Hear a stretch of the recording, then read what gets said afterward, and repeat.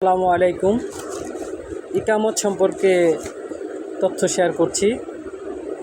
আবদুল্লাহ ইবনে জায়েদকে স্বপ্নে দেখানো আল্লাহু আকবার দুইবার, আশহাদু আল্লাহ ইলাহা ইল্লাল্লাহ একবার, আশহাদু আন্না মুহাম্মাদার রাসূলুল্লাহ একবার, হাইয়া আলাস সালাহ একবার, হাইয়া আলাল ফালাহ একবার, কদ কামাতিস সালাহ অর্থ নামাজ শুরু হলো, এটা দুইবার, আল্লাহু আকবার দুইবার, লা ইলাহা ইল্লাল্লাহ একবার। সূত্র আবু দাউদ 499 নং, বাইহাকি 1 391, ইবনে হিব্বান 1661 নং।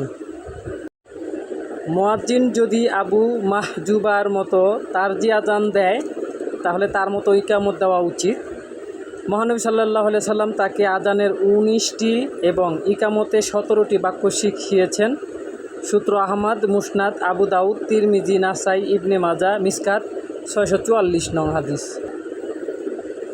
তার আজান বিলাল রাদিয়াল্লাহু তাআলা আনহু এর মতোই, তবে হাইয়া আলাল ফালাহ এর পরে অতিরিক্ত কদ কামাতিস সালাহ দুইবার। সূত্র আবু দাউদ 502 নং হাদিস। ইকামাত হয়ে গেলেও সালাতের জন্য প্রয়োজন হলে দেরি করা যায় ইমামের জন্য। বুখারী 643 নং। একদা ইকামত হয়ে গেলে এক লোক রাসূল সাল্লাল্লাহু আলাইহি সাল্লামকে আটকে রাখে মসজিদের এক প্রান্তে গোপনে কথা বলতে থাকলে উপস্থিত মুয়াজ্জিনগণ ঘুমে ঢলে পড়ে গিয়েছিলেন। বুখারী 642 নং। আজান ও ইকামতের মধ্যে কেউ দোয়া করলে তা রদ করা হয় না, অর্থাৎ মঞ্জুর করা হয়। সূত্র আহমদ, মুসনাদ, আবু দাউদ 521 নং, তিরমিজি। মদিনায় মাগরিবের আজান দিলে লোকেরা প্রতিযোগিতার সাথে মসজিদের খাম্বার পিছনে 2 রাকাত সালাত পড়ত। অজানা কেউ প্রবেশ করলে ভাবত হয়তো মাগরিবের জামাত হয়ে গেছে, তারা পরের সুন্নত আদায় করছে। সূত্র মুসলিম, মিসকাত 1180 নং হাদিস। মসজিদে অবস্থানকালে আজান হলেই তোমাদের কেউ যেন নামাজ না পড়া পর্যন্ত মসজিদ থেকে বের না হয়। সূত্র আহমদ, মিসকাত 1074 নং হাদিস। এক ব্যক্তি মসজিদ থেকে বের হলে আবু হুরাইরা তার প্রতি ইশারা করে বলেন, এ লোকটা তো আবুল কাশেম রাসূল সাল্লাল্লাহু আলাইহি সাল্লামের নাফরমানি করলো। সূত্র মুসলিম, আবু দাউদ 536 নং, তিরমিজি, ইবনে মাজা, বাইহাকি। যে ব্যক্তি মসজিদে থাকা অবস্থায় আজান হয় অতঃপর বিনা প্রয়োজনে বের হয়ে যায় এবং ফিরে আসার ইচ্ছা না রাখে, সে ব্যক্তি মুনাফিক।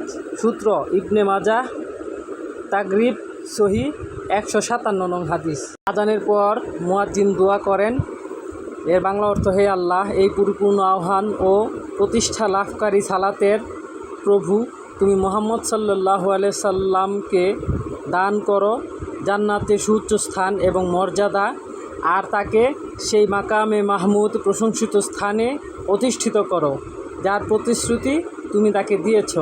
সূত্র বুখারী 614 নং, আবু দাউদ, সুনান, তিরমিজি, নাসাই, ইবনে মাজা। রাসূল বলেন, যখন সফরে থাকবে তখন আজান দিও এবং ইকামত দিও, আর তোমাদের মধ্যে যে বড় সে ইমামতি করুক। সূত্র বুখারী, মিসকাত 682 নং। রাসূল সাল্লাল্লাহু আলাইহি সাল্লাম ফাঁকা মাঠে আজান দিয়ে নামাজ পড়েছেন সফরে থাকলেও। সূত্র মুসলিম 681 নং। আল্লাহ বলেন, তোমরা আমার এই বান্দাকে লক্ষ্য করো, এমন স্থানেও আজান দিয়ে নামাজ কায়েম করছে, সে আমাকে ভয় করে, আমি তাকে ক্ষমা করে দিলাম এবং জান্নাতে প্রবেশ করলাম। এটা সূত্র আবু দাউদ, নাসাই, তারগিব 239 নং। একদিন ফজরের সালাত কাজা হলে সফরে থাকা অবস্থায় সূর্য ওঠার পর তেজ হয়ে গেলে ওই স্থান ত্যাগ করে অন্য স্থানে গিয়ে বিলাল রাদিয়াল্লাহু আনহু আজান দেন, অতঃপর যথানিয়মে ফজরের সালাত আদায় করেন। সূত্র মুসলিম 681 নং।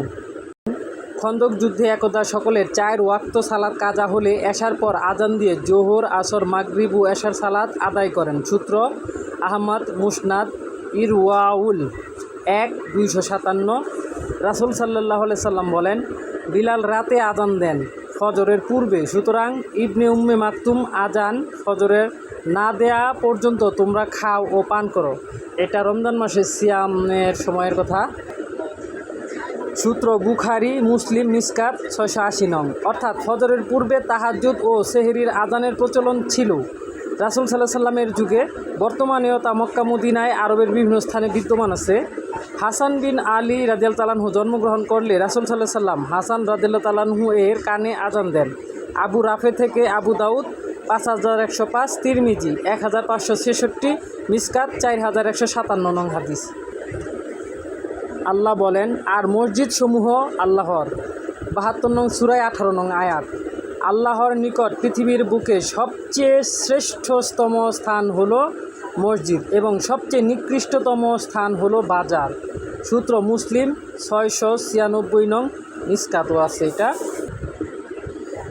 তাই কালেমা পড়ে মুসলমান হওয়ার পর প্রথম কাজ মুসলমানের দৈনিক 5 ওয়াক্ত সালাত আদায় করা, আর সালাতের জন্য আজান দেওয়া হয়, ইকামত দেওয়া হয়।